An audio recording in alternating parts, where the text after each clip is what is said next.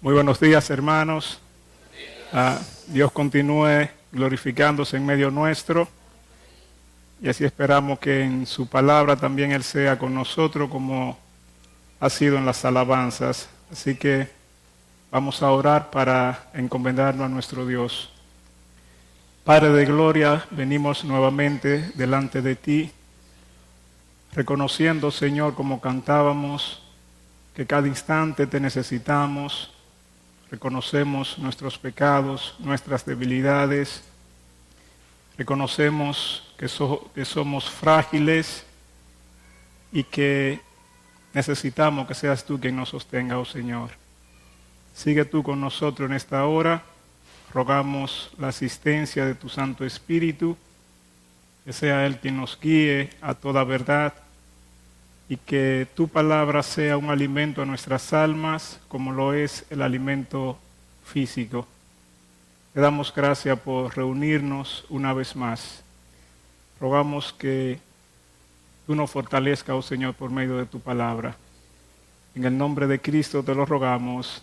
Amén. Bien, hermano, estamos considerando un texto de Proverbios, capítulo 30, versos 7 y 8. Y lo que estamos considerando es una petición o una oración, la cual hemos titulado La oración de un hombre sabio. Este hombre que encontramos en Proverbios, capítulo 30, es llamado Agur. Este capítulo 30 de Proverbios no fue escrito por el sabio Salomón, sino por un hombre llamado Agur. No sabemos su procedencia, simplemente se menciona a él, se menciona a su padre, hijo de Jaque, y se mencionan dos discípulos. O sea que no sabemos si este hombre fue contemporáneo de Salomón, si estuvo antes o estuvo después.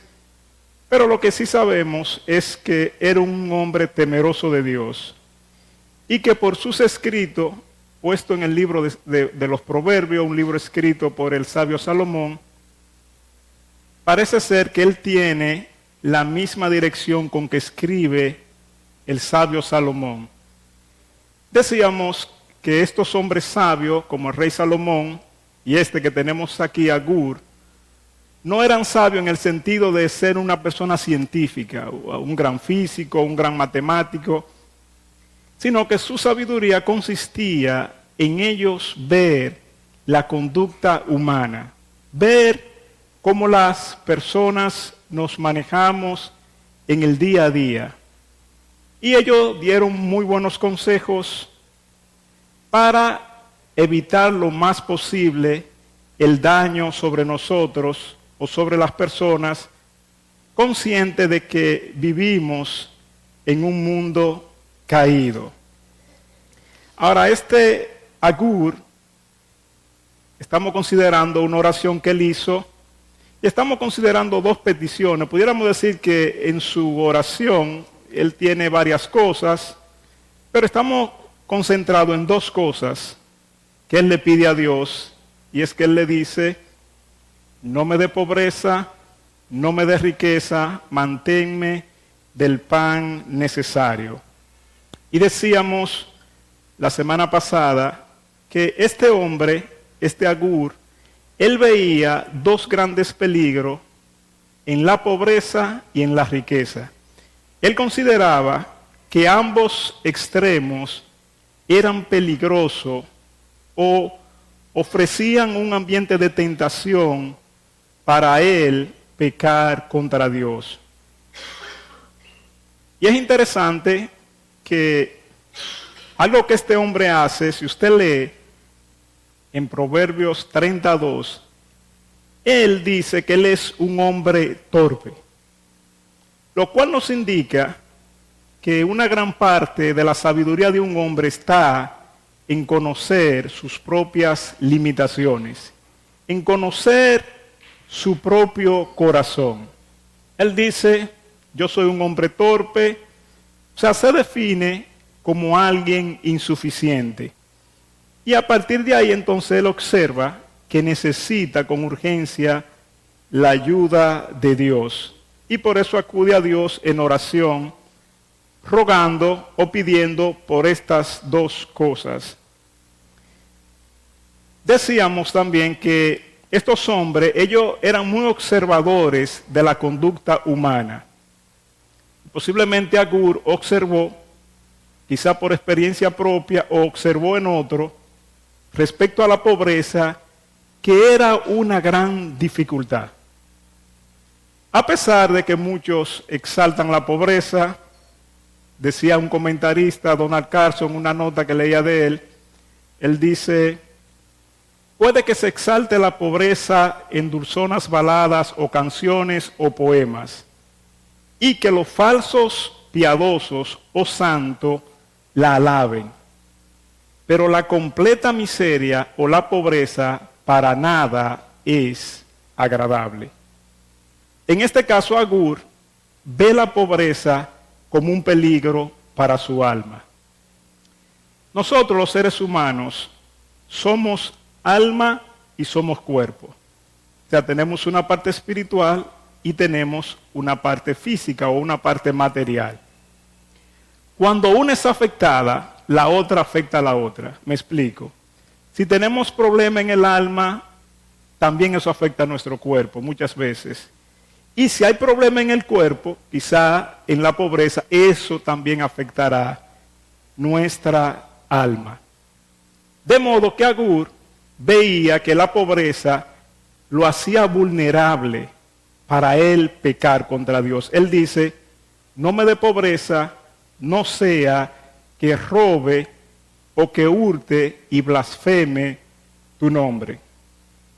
O sea, él estaba consciente, como hombre sabio, conociendo su propio corazón, que en un estado de pobreza él corría un gran peligro de pecar contra Dios. Y es interesante que este hombre, él no está cuidando su reputación. O sea, él no ve que quizás si roba, pudiera perder su reputación de ser un hombre serio, de ser un hombre de justicia, sino que él está enfocado en no quiero pecar contra Dios. O sea, que él no está tomando tanto en cuenta la sociedad que le rodea, sino que él está centrado en Dios. Ahora decíamos que uno dirá, pero bueno, un creyente que sea creyente, temeroso de Dios, ¿cómo puede ser que vaya a robar? Y lo que decíamos era que no es que un creyente que se encuentre en una situación como la que él menciona, vaya a tomar una pistola o un cuchillo y vaya a la calle a asaltar personas. No. Sino que pudiera usar estrategia de cómo engañar, que es lo mismo que robar. O sea, no va a ser un ladrón público, no. Sino que pudiera usar artimañas de cómo engañar, de cómo salirse con la suya, en otro sentido, no vivir una vida de equidad delante de Dios. Entonces Agur, conociendo su naturaleza, él estaba consciente de eso. O sea, este hombre sabio conocía muy bien la naturaleza humana y él mismo, además, se conocía muy bien.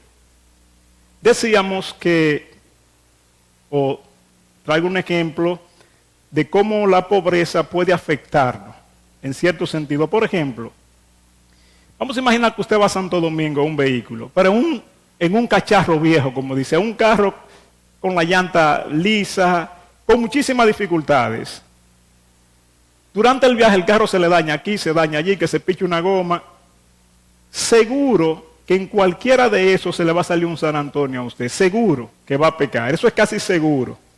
Pero si usted va en un vehículo cómodo, en una buena jipeta, bien montado, usted va alabando a Dios. De modo que uno pudiera decir que la estrechez o la pobreza, en cierto sentido, es un estado que nos tienta para pecar fácilmente contra Dios.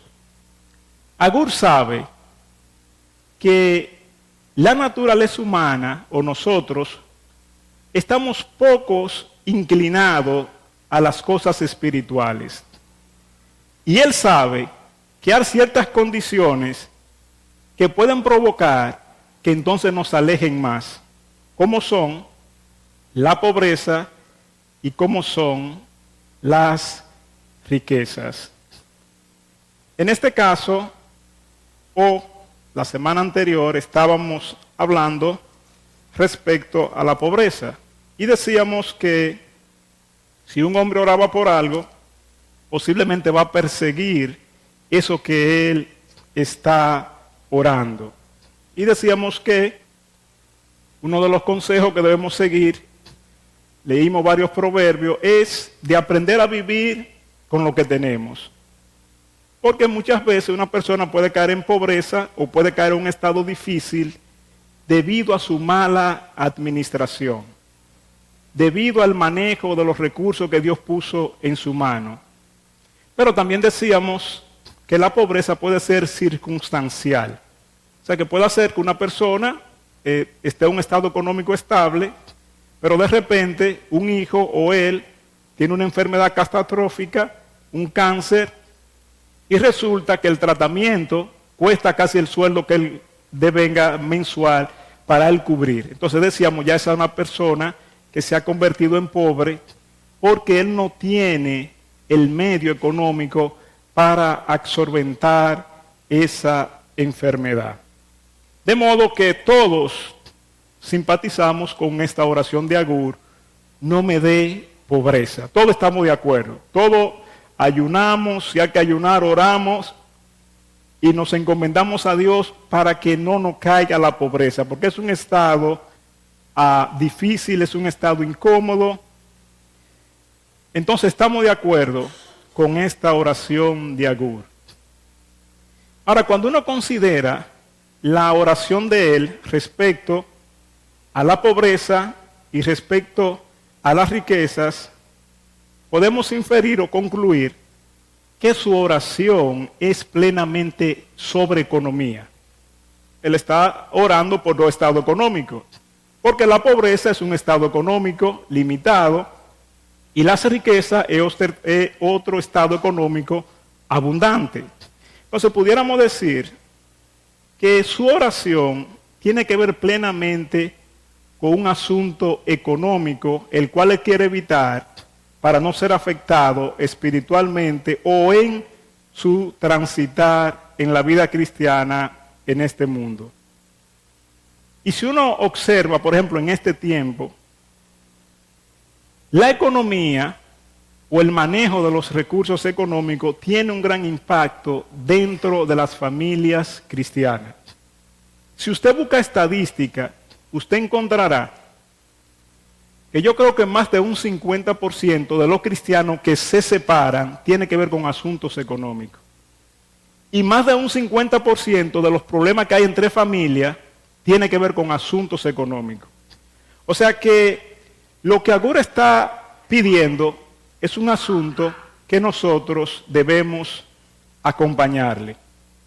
No me dé pobreza, tampoco me dé riqueza.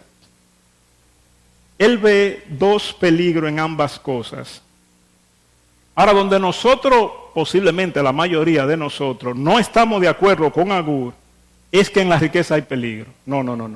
Nosotros vemos la riqueza como un gran beneficio. Pero es difícil que uno vea peligro en las riquezas. Al contrario, uno puede ver en la riqueza la solución a todos mis problemas. Pero este hombre no. Este hombre ve que en las riquezas hay peligro como en la pobreza. Así que ahora lo que vamos a hacer es, de manera general, a tocar algunos textos que hablan sobre las riquezas y sobre algunas advertencias que hace la Biblia sobre las riquezas.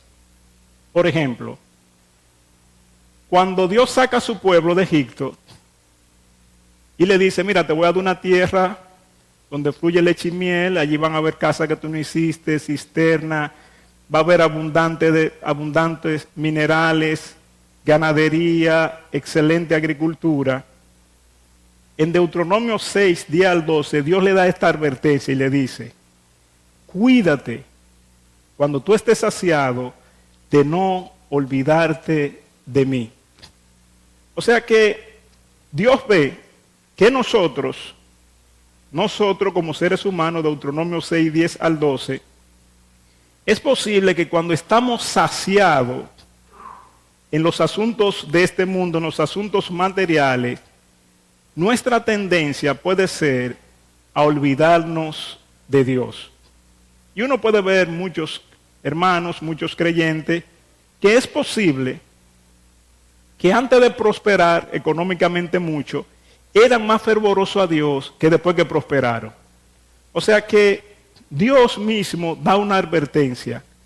Cuídate cuando tú estés saciado de no olvidarte de mí. Por ejemplo, en un mundo materialista como el que nosotros vivimos, muchas veces sucede lo contrario. Imagínense un hermano o una hermana que está buscando trabajo y precisamente está buscando trabajo en los Estados Unidos. Está aquí, pero puede estar tiene su visa y está buscando trabajo en los Estados Unidos. Y de repente le llega el empleo. Mire, usted ha sido elegido para trabajar en esta empresa con un sueldo de $120,000, por ejemplo, $10,000 al mes. El hermano lo comunica. ¿Qué hacemos nosotros? Bueno, damos gracias por ese trabajo que ese hermano o esa hermana consiguió. Damos gracias a Dios, que te vaya bien, nos alegramos. Pero es raro que venga un hermano y le diga, mira, fulano, cuídate cuando tú estés ganando todo ese dinero, que te vaya a olvidar de Dios. A pesar de que tú vas a un buen empleo, a pesar de que tú vas a producir mucho dinero, cuídate de no olvidarte de Dios. O sea, como que uno nunca le da esa exhortación, sino que uno lo que hace es que celebra el hecho de que tal hermano consiguió un trabajo en el cual va a devengar mucho dinero. Ahora debemos decir algo. Las riquezas no son malas en sí. O sea, las riquezas no son una persona o un ser vivo que cuando vienen te agarran, te amarran y te alejan de Dios. No, no, no, no. Las riquezas pudiéramos decir que son neutras. Bueno, de hecho, Gerson mencionaba un texto donde él decía que la gloria, la honra y las riquezas proceden de Dios. O en otro sentido, la Biblia presenta las riquezas como un don de Dios. O sea que no podemos decir que las riquezas son malas en sí.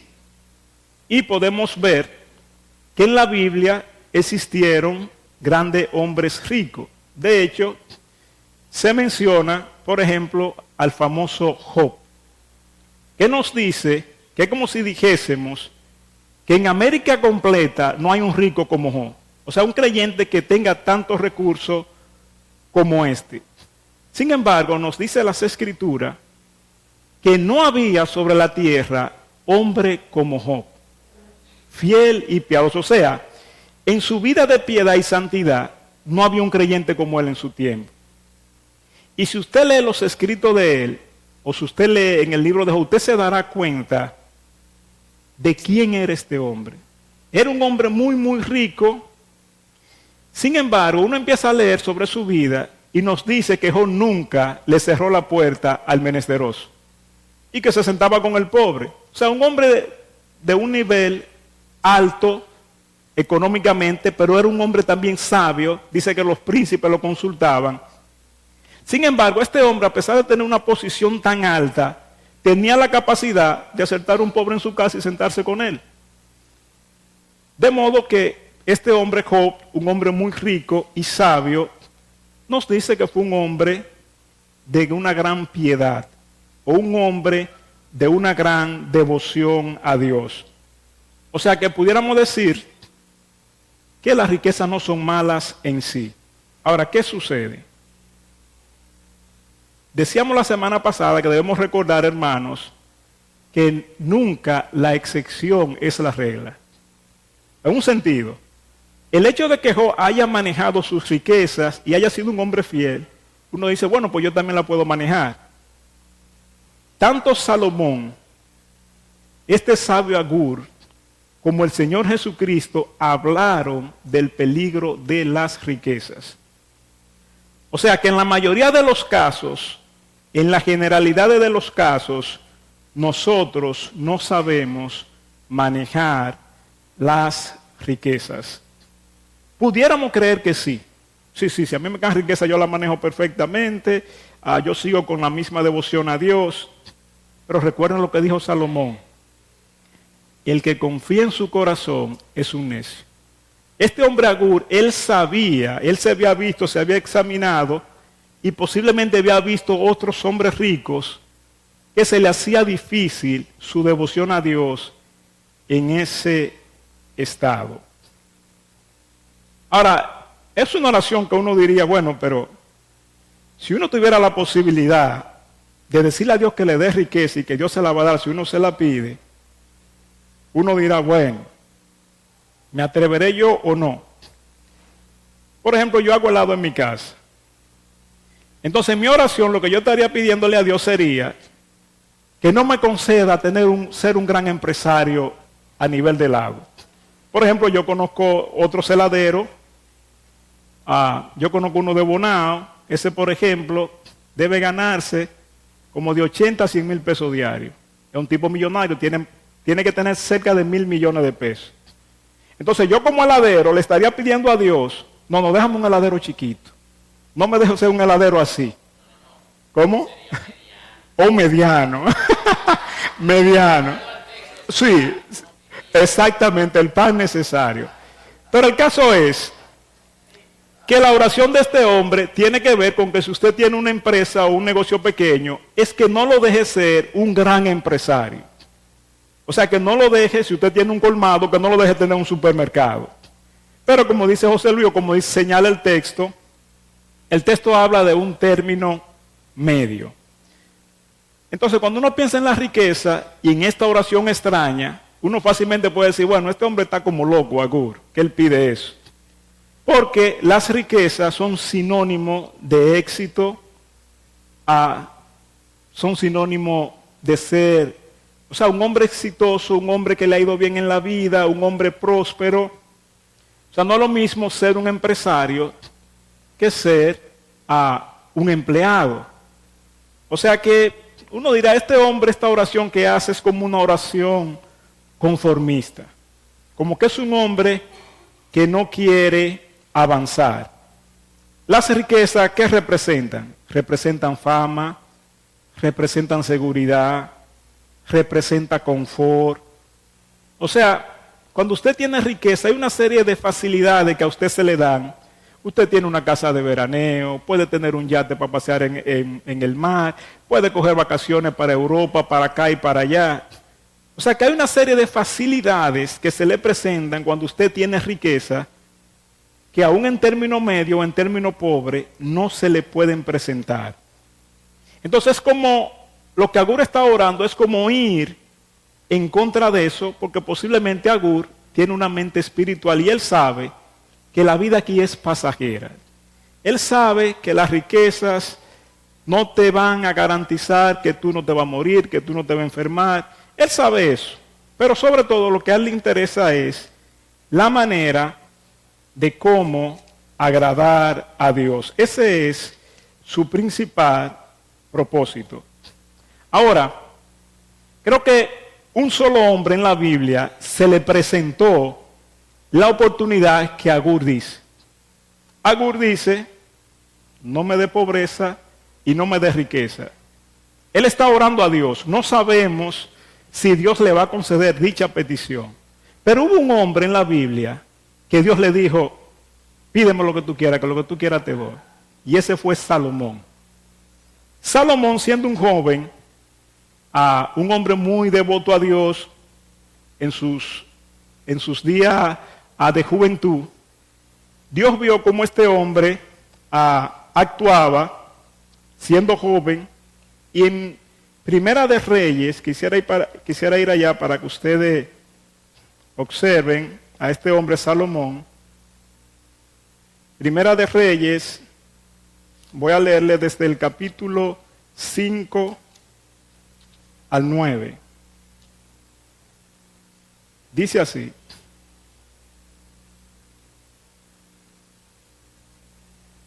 Y en Gabaón el Señor se apareció a Salomón de noche. Vuelvo y le doy la cita. Primera de Reyes 3, capítulo 3, del 5 al 9. Dice así. Y en Gabaón el Señor se apareció a Salomón de noche en sueños. Y Dios le dijo, pide lo que quiera que yo te dé.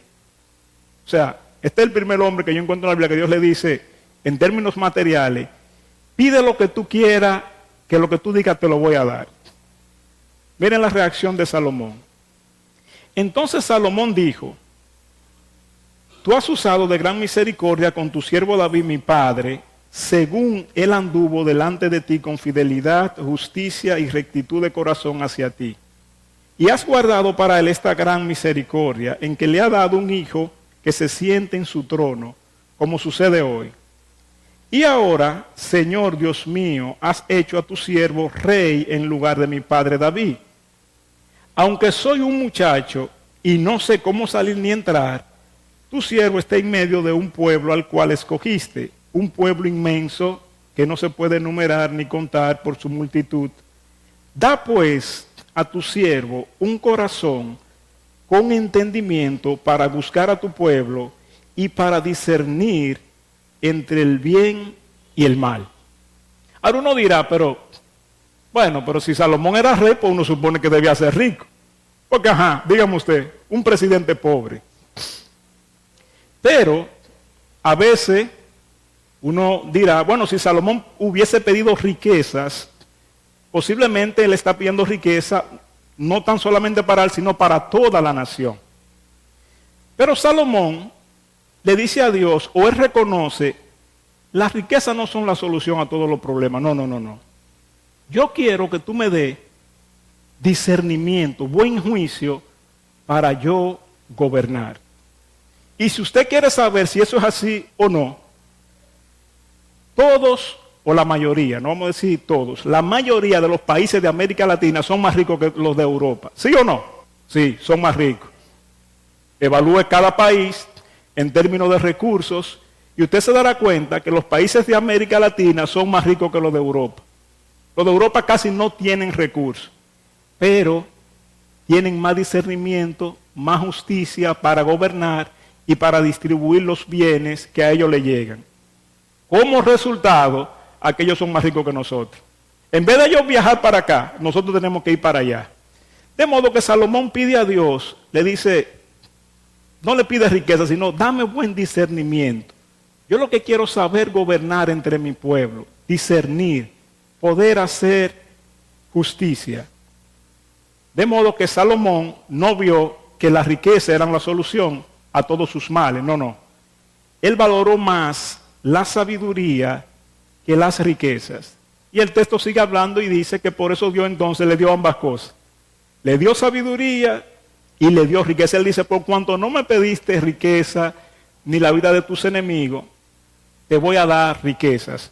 O sea que aún Dios mismo sabe que en nuestra naturaleza, si a mí me pide algo, yo lo que quiero es riqueza. Y él vio que Salomón no pidió eso. O sea que pudiéramos decir que Dios esperaba que Salomón dijera, yo lo que quiero son riquezas. Pero no, pidió sabiduría para gobernar a su pueblo. Y yo vuelvo y repito, pocos estamos de acuerdo con esta petición de Agur. Es decir, no, yo no voy a pedir riqueza porque uno entiende que las riquezas son la solución a todos mis males. Como decía anteriormente, la riqueza representa fama, representa poder, representa comodidad. O sea, representa una serie de bienes a los cuales nuestro corazón está inclinado. Y vuelvo y repito, no decimos que las riquezas en sí son malas. Ahora, una pregunta. ¿Qué significa ser rico? Porque a veces uno puede tener una mente distorsionada de lo que es ser una persona rica. A veces uno puede pensar, estamos hablando en riquezas materiales, pudiéramos pensar que una persona que tenga una casa, que quizás tenga una buena jipeta, que quizá tenga un salario de 200,000 pesos por lo menos, que viva una vida cómoda, creemos que es una persona rica. No, y eso no es una persona rica. Pudiera ser una persona de clase media, acomodado, pero no es una persona rica. Por ejemplo, si en la misma Biblia nosotros examinamos cierto texto para deducir o inferir que es una persona rica, pudiéramos recordar o ir a la parábola que Jesús da del hombre rico en Lucas 12, de 15 al 19, no voy a buscar por asunto del tiempo, pero habla de una persona rica que era un hacendado en tierra, la tierra producía muchísimo, él dijo, bueno, voy a engrandecer mis graneros o mis almacenes, lo llenaré de granos, estaré tranquilo, muchos años para vivir, y diré a mi alma, goza, disfruta, etcétera, etcétera. O sea que pudiéramos decir que una persona rica normalmente es empresario, no es dependiente de otro. En otro sentido, no trabaja alquilado. O sea, es una persona con sus propios negocios, aunque posiblemente en aquel tiempo, cuando Jesús habló, en el tiempo de Agur, las riquezas se valoraban en términos de ganados, de tierra, quizá de oro que tenía la persona, pero que hoy en día hay muchas maneras de hacer riquezas que en aquellos tiempos no la había. Hoy en día, por ejemplo, los nuevos ricos que tenemos, o una generación de gente rica, súper rica, la riqueza, ¿usted sabe dónde la tenía? Aquí en la mente. Era gente que no tenía muchos recursos, o no vamos a decir que muchos recursos, no eran gente que estaban considerados entre la gente rica. Bill Gates, Steve Jobs, que murió, el dueño de Amazon, el dueño de Facebook. O sea, eran personas que su riqueza estaba en su mente, desarrollado en una idea, y ahora esas personas son de los grandes ricos que tiene el mundo. Pero también en nuestro tiempo pudiéramos considerar que hay un tipo de gente rica que son alquilados. Te dirá, ¿pero y cuáles son esos? Bueno, los peloteros o los atletas. Ellos firman un contrato con un equipo y ellos son empleados de ese equipo, pero el tipo gana millones. O sea que el tipo es millonario y a la vez es una persona que tiene que trabajar alquilado, tiene que cumplir un horario, o sea, tiene que cumplir una serie de cosas. Es un tipo alquilado, pero rico. Ahora, si ese pelotero quiere, o ese futbolista, lo que sea, después de varios años, si él quiere, dice, no, yo no voy a jugar más pelota.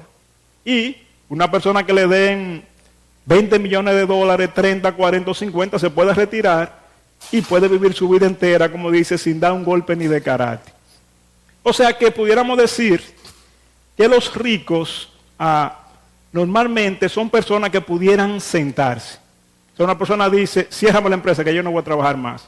Y olvídese, el tipo tiene suficiente dinero para vivir. Si uno busca en la escala económica del mundo y pregunta, ¿pero cuánto es lo mínimo para ser rico? Yo mismo no sé, quizás Rafael Tomás sabe. O sea, ¿cuánto mínimo usted se considera una persona rica? ¿Con cuántos millones en dólares? Mire, usted es rico, por ejemplo. Yo le pregunto a Rafael Tomás, tú sabes que sabe de economía. Donde tú vivas. También. También, si las riquezas pueden... Sí, porque por ejemplo, $1 millón aquí, en Dominicana, son 50 y aquí yo soy rico. Pero puede ser que ese $1 millón en Nueva York, como es un estándar de vida caro, o en Minnesota, o en un país caro de Europa, puede ser que usted no es rico ahí. Pero sí sabemos que una persona rica es una persona que puede independizarse y vivir su vida tranquilamente, sin necesidad de emplearse. Otra pregunta, ¿por qué nosotros no vemos peligro en las riquezas? Bueno, como decía anteriormente, porque vemos que las riquezas representan una solución a todas nuestras dificultades. En un sentido, yo puedo complacer, por así decirlo, casi todos mis deseos y que además las riquezas son vendidas en nuestra generación como alguien de éxito y como un signo de felicidad. O sea, en nuestra mente no nos cabe pensar que un rico tenga tristeza o que se le vaya el sueño. No, no, no, no. Nosotros entendemos que un rico tiene todo solucionado, que él no tiene ninguna dificultad. O sea, está resuelto por todos los lados. Miren cómo piensa el rico, por ejemplo. Ahora voy a buscar 2 o 3 textos. Por ejemplo, en Proverbios, capítulo 18 y verso 11, dice Salomón lo siguiente respecto al rico. Él dice, Proverbios 18, 11, la fortuna del rico es su ciudad fortificada y como una muralla alta en su imaginación. En un sentido, en aquellos tiempos, por ejemplo, las ciudades se fortificaban. Es como si se le hiciera un gran muro alrededor de la ciudad, de modo que no pudieran ser invadidas o que fuera más dificultoso la invasión. Ustedes saben que en ese tiempo, con lo más que se podía tirar lejos era con una flecha o quizá con una catapulta si existía, pero que el que estaba en una ciudad murallada se sentía muy, pero muy seguro. O sea, no iba a ser objeto de los ataques de tribus o de enemigos, sino que estaba la persona muy segura. Entonces Salomón dice, las fortunas de ricos, sus riquezas, él ve que esa es una ciudad amurallada. En un sentido, que a él no le pueden llegar los males que pudieran llegarle a otro. O sea que es una persona que está brindada. Pero miren el engaño. Dice Salomón, en su imaginación, él se imagina que está seguro. Él se imagina que no le puede llegar enfermedad. Él se imagina que un asaltante no le va a llegar porque yo vivo en un sitio muy seguro, tengo una seguridad tremenda. O sea, en su imaginación, el rico piensa que no vive en un mundo caído. O sea, la realidad del mundo, él la ve en otro, pero no en él. O sea, yo no puedo sufrir un accidente, yo ando muy seguro, no caeré en manos de ladrones, las enfermedades no me llegarán porque yo soy un tipo que como muy saludable. O sea, él en su imaginación piensa que las riquezas son una muralla. Ahora bien, la Biblia también dice, el mismo Salomón, en Eclesiastés, él menciona, no voy a buscar la cita, él dice que las riquezas son como un escudo. Ahora no vamos a caer en el otro punto extremo. No, las riquezas no sirven para nada. No. La riqueza cuando tú estés enfermo, si necesitas un buen tratamiento, tú puedes ir a un país fuera, tratarte con un buen médico. O sea que las riquezas sí ofrecen cierto beneficio. El mismo Salomón dice que las riquezas son como un escudo. O sea, te protegen de muchas cosas. Tú puedes vivir en un sitio más seguro. Por ejemplo, yo le pregunto, ¿usted ha oído un asalto en casa de campo? No, que un asaltante agarró y asaltó uno. Muy difícil. Eso está muy protegido, muy seguro. O sea que las riquezas en un sentido son un escudo. No nos vamos a ir al otro extremo y decir, no, las riquezas no sirven para nada. No. La Biblia es realista con nuestras vidas aquí en la tierra.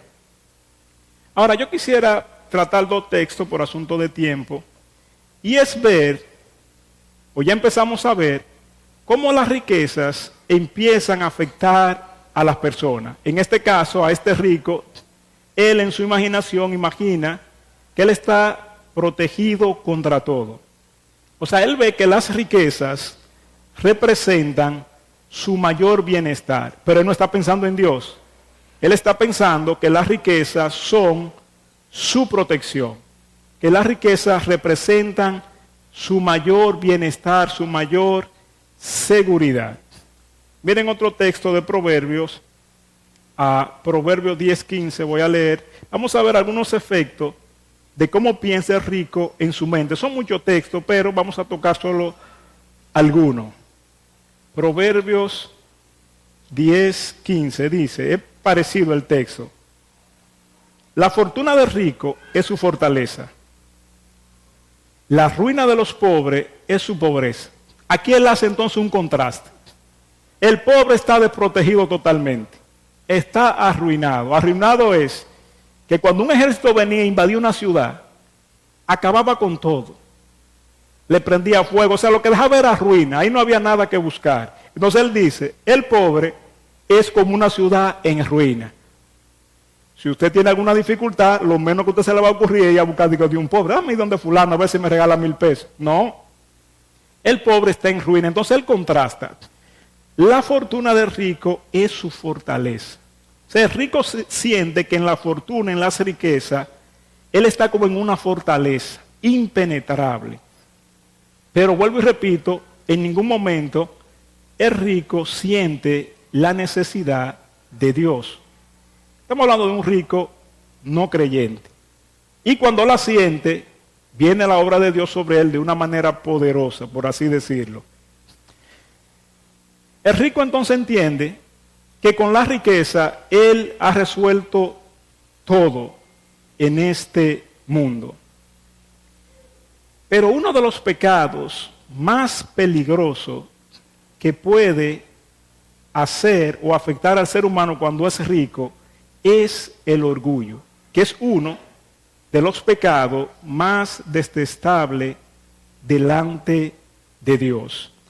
Ahí mismo, un poquito más para adelante, en el 18:23, dice este proverbio de la siguiente manera: el pobre habla suplicando. Y nuevamente Salomón contrasta el pobre con el rico.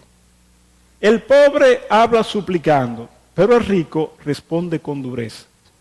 En un sentido, el pobre cuando va a hablar tiene mucho cuidado, es casi rogando, pero el rico habla con dureza, porque él siente que tiene autoridad, él siente que está por encima de las demás personas, por lo tanto, el tipo habla con dureza, con autoridad.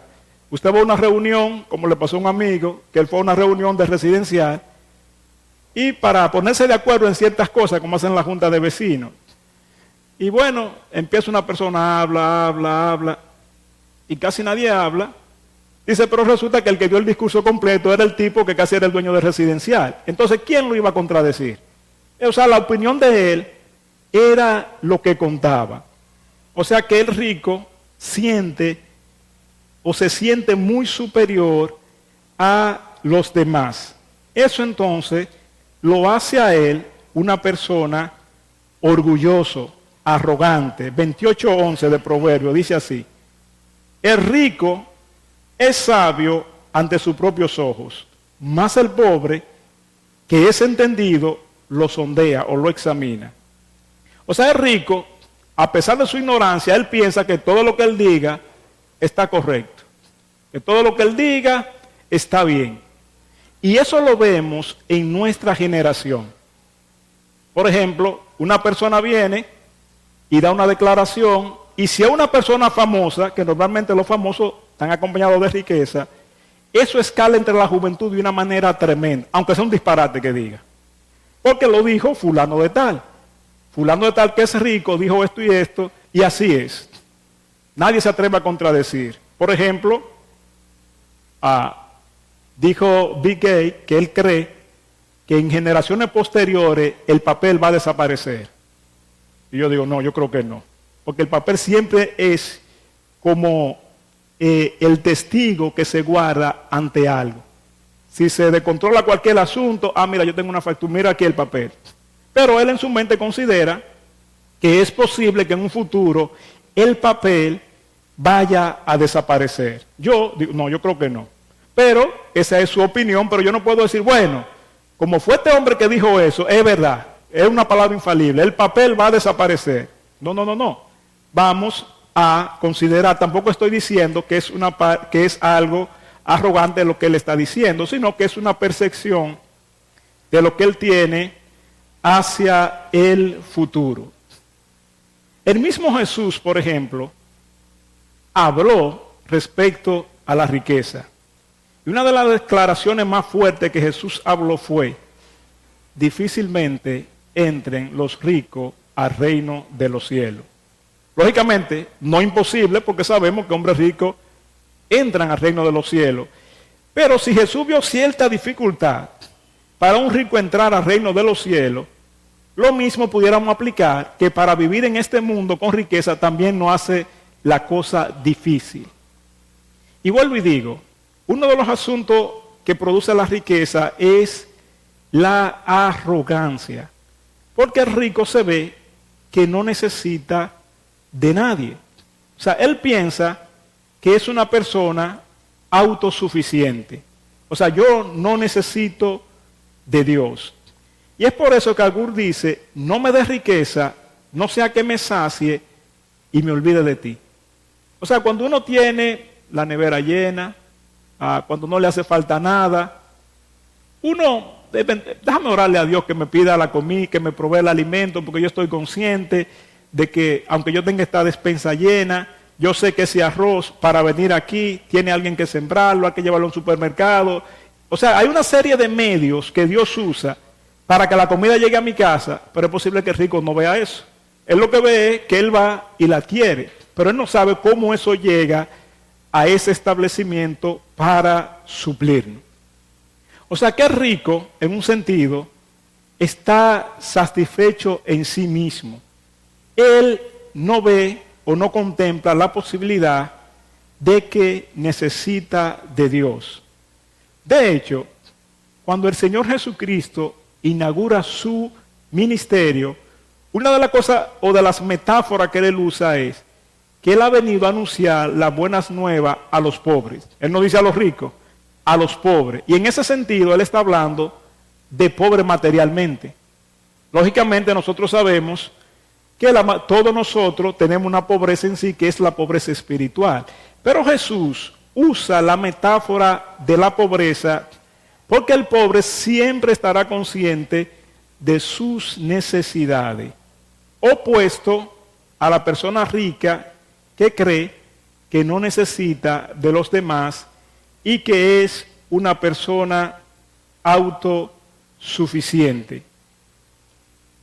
De manera que de esta meditación que hemos tenido tanto el domingo pasado como hoy, concluimos con lo que dice Agur, o podemos tomar esta conclusión. Él dice, o nos preguntamos, ¿cuál es el mejor estado para el creyente vivir en esta tierra?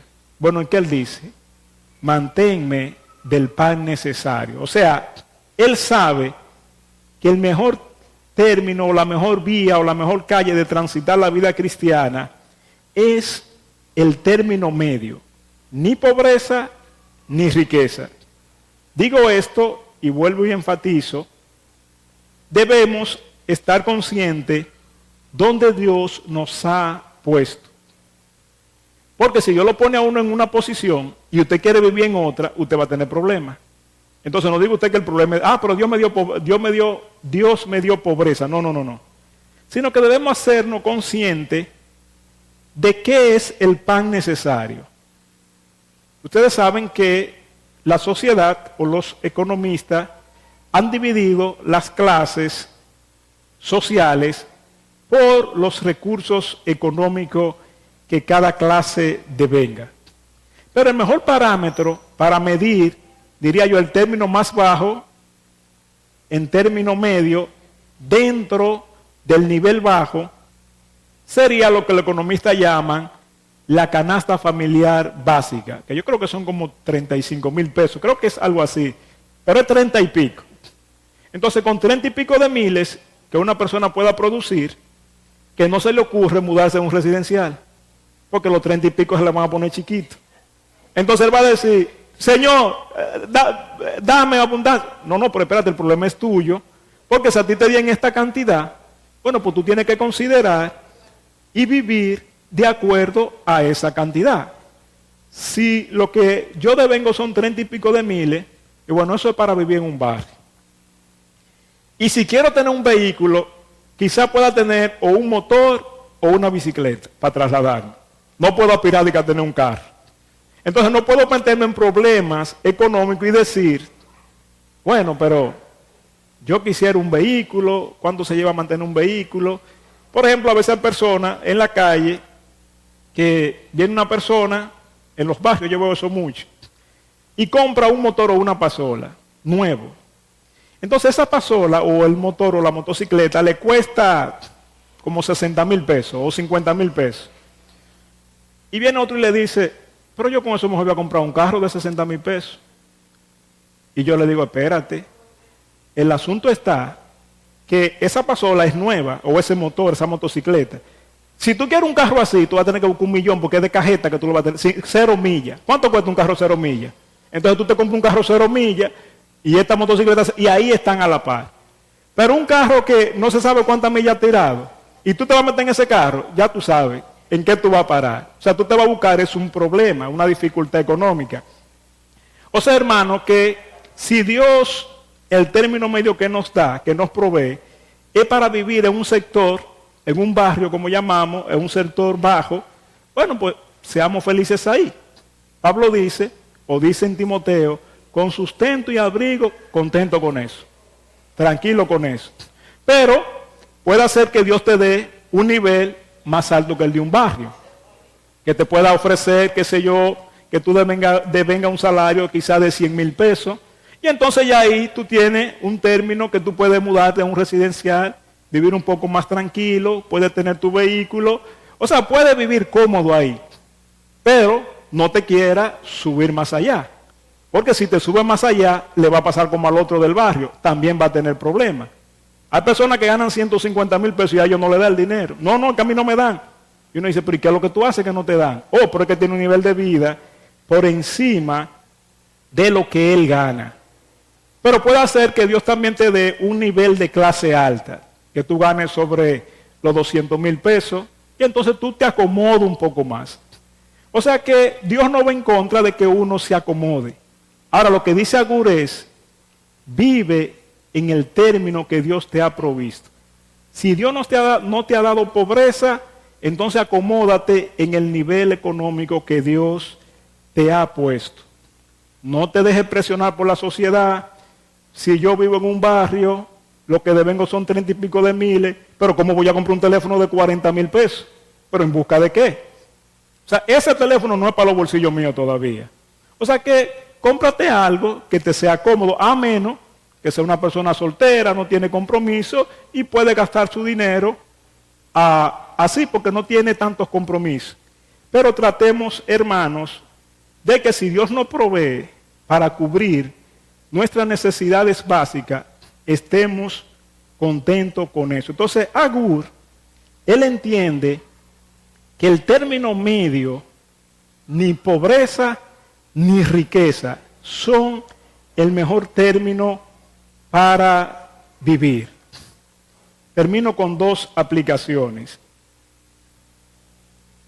No nos dejemos engañar, hermanos, pensando que las riquezas tienen la solución a todas las cosas.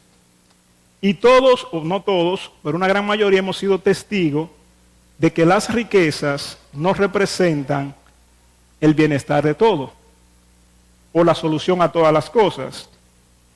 Hace como 2 semanas, creo que el día de las elecciones, murió un pelotero muy famoso de aquí, llamado Tony, le apodaban así, Tony Cabeza Fernández, y era un tipo rico, pero tuvo un problema renal que ni en los Estados Unidos le pudieron resolver el caso, y murió de 50 y pico de años.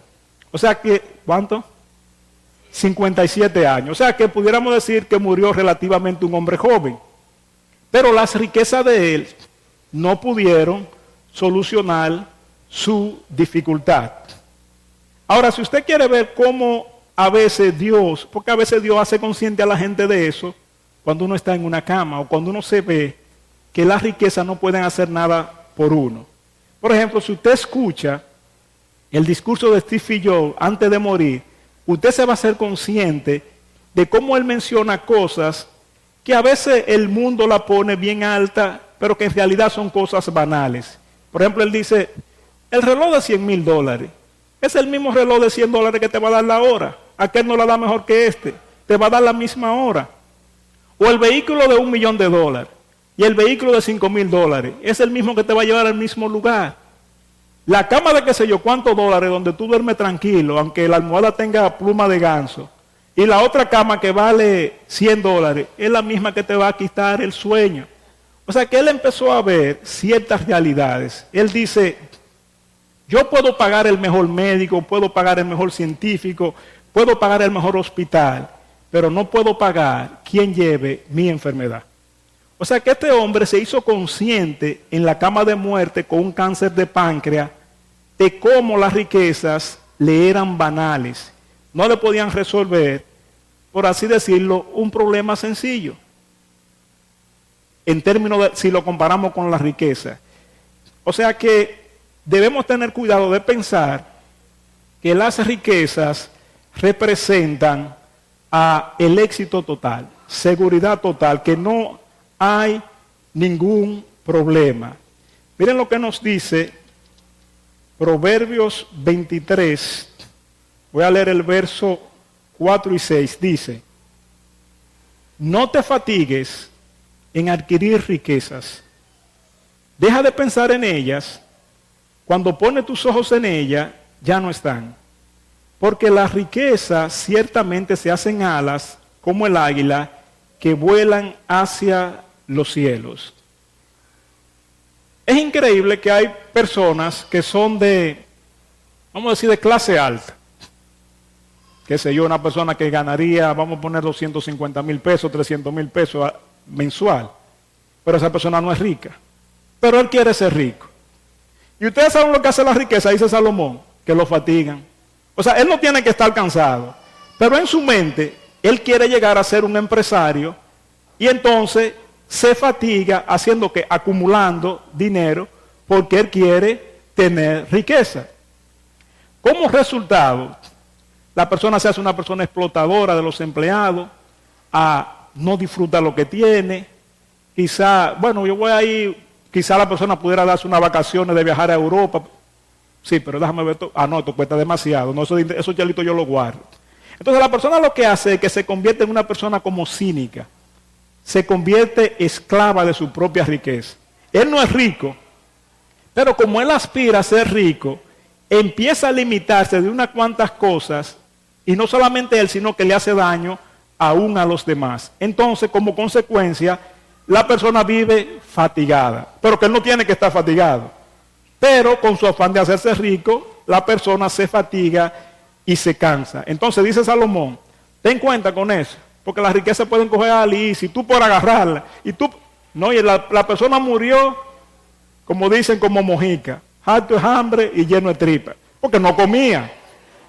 De modo, hermanos, que debemos evitar ese extremo. O sea, procurar afanarnos por ir detrás de las riquezas.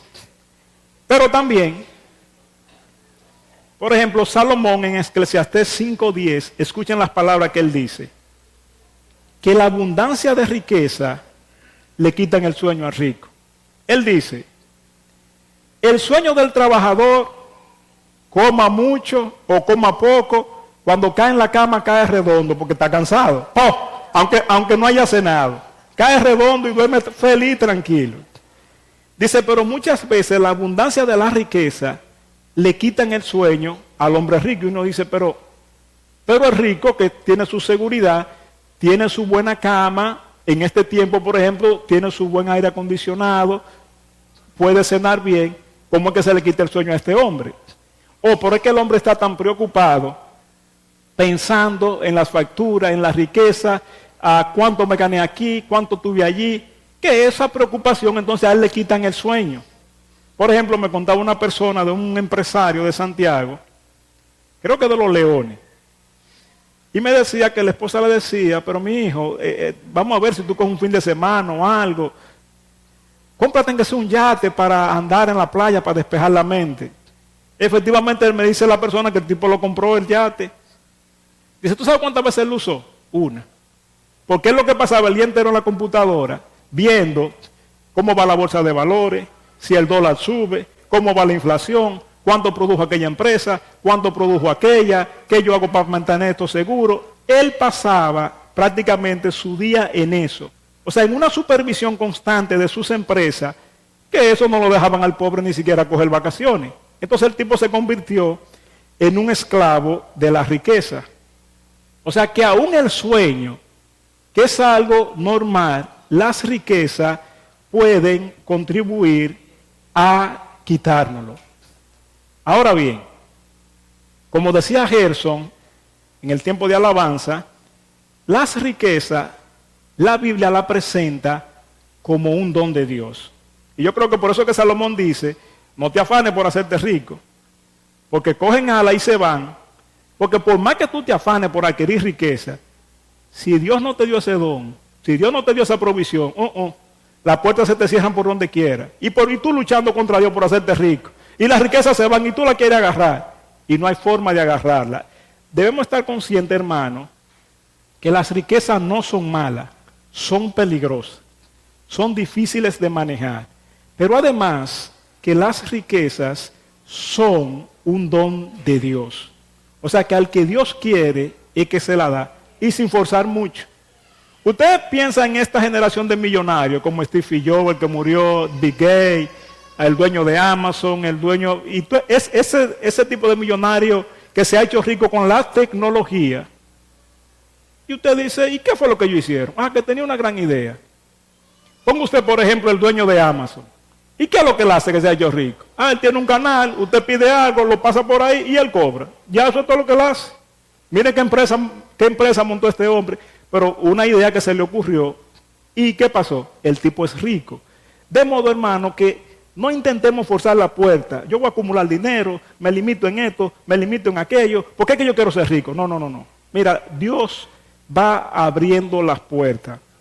Las riquezas son un don de Dios. Entonces, Dios pudiera darte riquezas.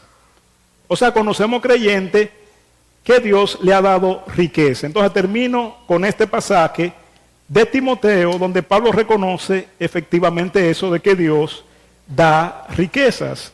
En primera de Timoteo, con eso vamos a terminar comentando este texto, 6, capítulo 17 al 19, Pablo dice lo siguiente, hablándole a Timoteo: a los ricos en este mundo, enséñale que no sean altaneros. Yo me imagino que la exhortación debe ser a creyente. Porque ¿qué usted luchar con un impío que sea rico? Mira, que no sea altanero. Entonces, Pablo le dice a Timoteo, mira, a los ricos de este mundo manda o enséñale que no sean altaneros. O sea que Dios pudiera darle riqueza y conocemos que hay creyentes que son ricos. Por ejemplo, Monestín, el dueño de Bravo, es creyente y es un tipo rico, es un señor rico. Entonces él le dice, le da una advertencia. Míralo, Timoteo, si en tu iglesia vaya una gente rica, lo primero que tú le debes enseñar es esto, que no sea altanero. Y la palabra altanero quiere decir que no sea un tipo orgulloso, que no se crea un tipo que él está por encima de los demás. Porque el orgullo, en un sentido, es un pecado como estúpido. Te dirá, ¿cómo un pecado estúpido? Bueno, C.S. Lewis, o Luis, ¿cómo se dice José Luis? C.S. Lewis, en uno de sus libros, él tiene un libro que se llama Ética y Política, y él toca un poquito el orgullo. Y él dice, como si él dijera, que el orgullo es un pecado estúpido. Porque la persona orgullosa, él cree que no necesita de nadie. Y dice Luis, que la realidad es que no es solamente que el orgulloso cree que no necesita de Dios, porque ni piensa en Dios, sino que la realidad es que en este mundo, aún el hombre más rico necesita de su prójimo. Aún él cree que no, pero sí. La camisa que tú tienes, ¿tú la hiciste? No. Entonces vamos a hacer algo. Como tú crees que tú no necesitas de nadie, vamos a quitar todos los seres humanos de la tierra y te vamos a dejar a ti solo. A ver lo que tú vas a hacer, con toda tu riqueza. Vamos a ver quién te va a hacer la comida, quién te va a sembrar el arroz, quién va a el ganado. O sea, la realidad es, hermano, como decía Luis, que todos, aún el hombre más rico, necesita de su prójimo. Y él decía, aún para hacerse rico, el rico necesita de su prójimo. Porque, por ejemplo, si el dueño de Amazon tira su asunto y nadie compra nada, ¿qué va a pasar? No, él no se va a hacer rico porque nadie consume su producto. O sea que él dice, aún el hombre rico necesita a su prójimo para adquirir las riquezas. De modo, hermano, que algo que Pablo le dice a Timoteo, le escribe, le dice, mire, enseña al rico que no sea altanero, que él necesita de Dios y que necesita también de su prójimo que está ahí. Enséñale que no piense que él es autosuficiente, sino que todos somos frágiles, todos estamos sellados con el pecado, por lo tanto todos moriremos. Enséñale eso. Luego dice, ni pongan su esperanza en la incertidumbre de la riqueza. O sea, Pablo sabe lo siguiente: desnudo vinimos a esta tierra y así mismo nos vamos. Nadie se lleva la riqueza. Así que las riquezas son inciertas. Eso no es algo seguro. Hazlo consciente de eso. Sino que pongan su esperanza en Dios, el cual nos da abundantemente todas las cosas para que las disfrutemos. Entonces, tres cosas le dice. Primero, hazlo consciente de que no sea orgulloso. Segundo, enséñale que las riquezas son inciertas, que tú te vas y no te la llevas, que las riquezas no te garantizan un futuro eterno aquí. Y tercero, el rico no puede ser tacaño. Yo le digo, no, mira, que la disfrute. Si tú puedes coger vacaciones en Europa, cógela para allá. Si tú puedes andar en el vehículo más cómodo, cómprate el vehículo más cómodo y anda en un vehículo cómodo. Si tú tienes suficiente riqueza para no andar cogiendo tapones en la calle y comprarte un helicóptero, cómprate un helicóptero y anda en helicóptero. O sea, la Biblia es consciente o no prohíbe de que si tú tienes riquezas, de que tú la disfrutes las riquezas. Y por último le da un cuarto consejo y le dice que sean generosos. O sea, el rico está llamado, siendo creyente, a compartir sus riquezas con los necesitados. Así que, hermano, oramos como Agur, no nos dé pobreza, no nos dé riqueza, pero si nos dejan caer la riqueza, nosotros la aceptamos. No, yo no quiero esa riqueza, no, nosotros la aceptamos y seguimos el consejo que Pablo le da a Timoteo respecto a los ricos. Así que, hermanos, damos gracias a Dios por permitirnos compartir esta palabra con ustedes. Así que oremos para dar gracias al Señor por darnos este día. Así que oremos. Padre bendito, venimos delante de ti nuevamente. Tú conoces, oh Señor, nuestros corazones. Reconocemos que tú en tu soberanía a cada uno de nosotros nos ha puesto en el lugar que tú has querido. Te rogamos, oh Señor, ayúdanos a estar contentos en la posición que tú nos has puesto. Líbranos de envidiar al hermano que quizá está en una posición económica mejor que la nuestra. Ayúdanos básicamente a, como dice tu palabra, a alegrarnos con el éxito del otro, pero también a condescender con la necesidad de los demás. Le damos gracias por tu palabra. Rogamos que tú la ponga en nuestros corazones y que tú nos ayudes a vivir, oh Señor, consciente de esta verdad, que en todo momento, como cantábamos, nosotros dependemos de ti. Gracias por reunirnos. En el nombre de Cristo te lo rogamos. Amén.